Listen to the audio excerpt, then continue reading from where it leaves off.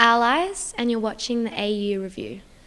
I think roughly I'm really bad with dates, but 2 years ago I started really thinking about it, and I was trying to write it on tour and in between, and it just wasn't really working out. So I kind of waited till I finished, and I think that's why it was a little bit delayed in the process, just because I wanted to kind of get it right, and wanted to be really proud of it, and I wanted it to be something that really showed off who I was, and so I took the better half of 1 year, but 2 years working on it, and it evolved so much from the first initial stages. And I think the moment where I thought I had that spark and that creative idea was after I wrote Nightswim.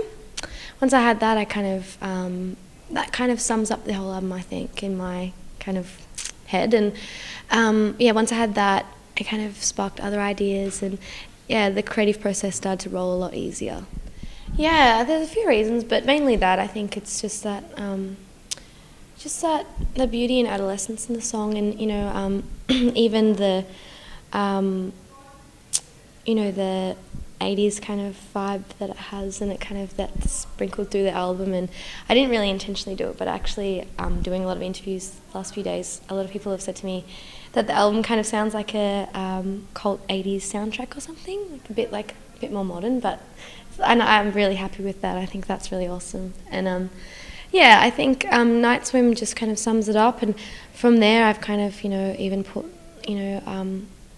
references of water through the album, and even on the cover I have wet hair, and it's just kind of that feeling of being young and jumping in a pool. Really, it's basically just that. The song's more about a feeling than actually content.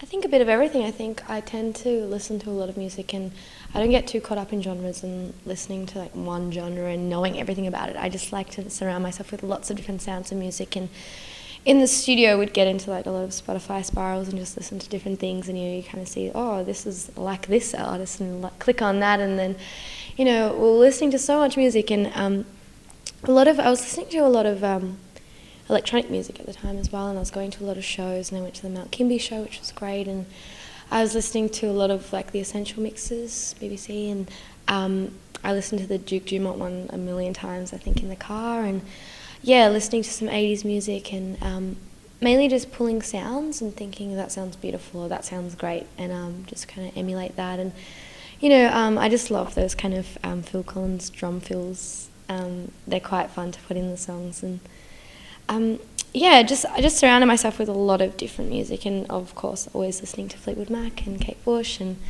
old artists like that, but just kind of branching out and just getting inspired, really.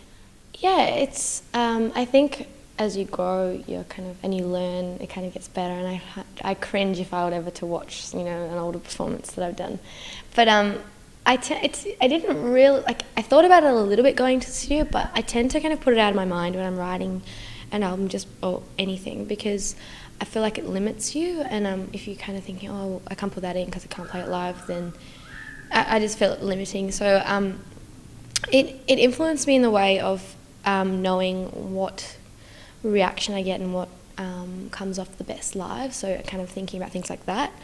But with sounds and stuff, I think there's so much technology and so many gadgets now that you can kind of recreate sounds and things like that.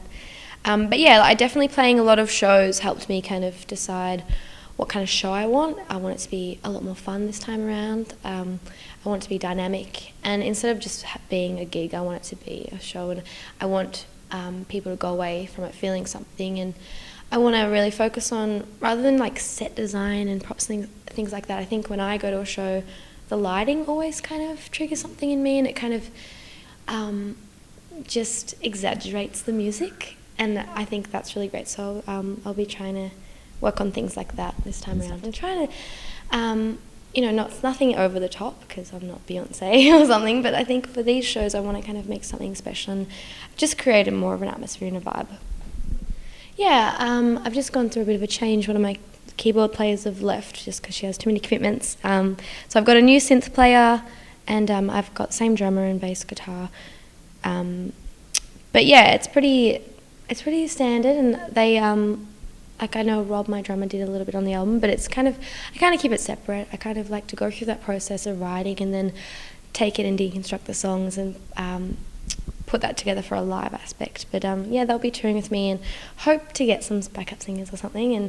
And yeah, it's pretty different. There's 3 synths on stage now, so it's going to be pretty wild. Yeah, it was good. I think all the things leading up to it was really fun. I got to like have a tour of the zoo, which like such a random day, but it was so awesome. And you know, doing some interviews in the zoo, and the show was really nice. It was a different vibe because everyone was sitting down. It was more like a picnic atmosphere, but it was really nice. And yeah, the Stonefield girls are really lovely, and they're very different to me. So it's sometimes difficult playing a show with someone that's quite different. It's like 2 different extremes, but yeah, it was really nice.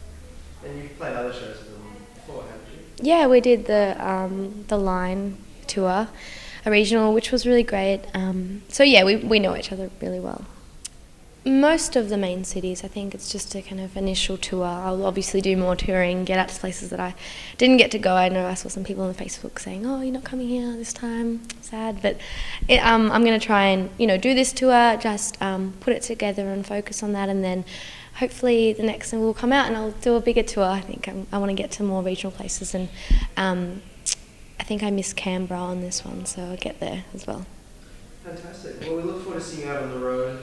Congratulations on the record. Thanks for having me. And best of luck with it. Thank you so much. So to go. Yeah, I know, it's really exciting.